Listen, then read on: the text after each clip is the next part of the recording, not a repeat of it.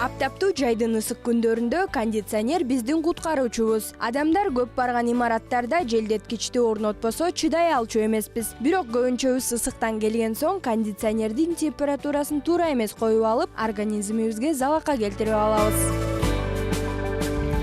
Идеальный температура бул сырткы температура менен ошол тиги кондиционер коюлган бөлмөнүн ортосундагы айырма 8 градус болуш керек.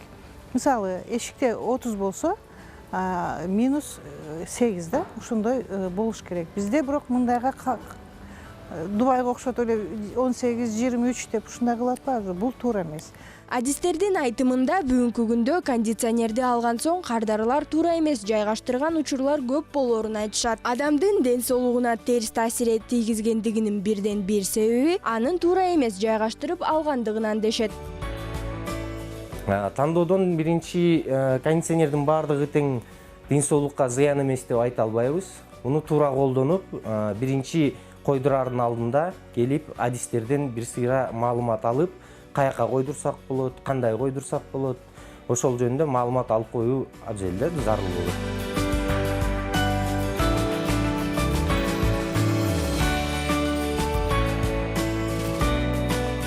Муну фильтрлер болот.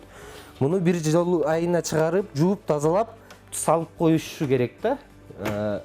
Немелер, кардарларыбыз. Эгер кондиционерди иштетүүдө өз эрежелерин сактаса, ден соолукка зыяны тийберин адистер белгилешет. Негизи аны кантип тандоо керек жана аны орнотуунун жолдорун адис айтып берсин.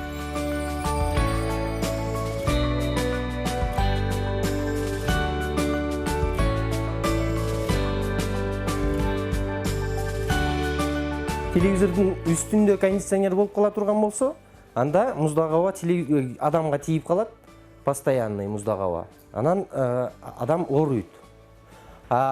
Бул жерден диваныбыз бул жерде болсо, дивандын үстүндө болсо кондиционер, телевизор жакка үйлөйт, андан ары барып жайылып кетет муздак аба, оорубайт адам.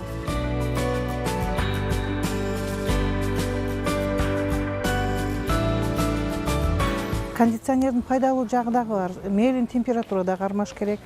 Микробтордон, жаман жыттардан арылтат деп айтып атабыз.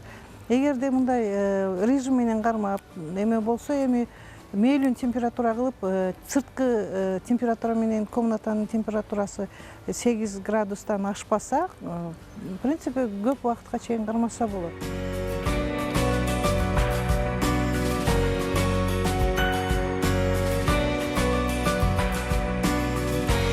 Айзада Нурадилова, Алтынбек Кубанычбеков, Нью ТВ, таң маанай берүүсү.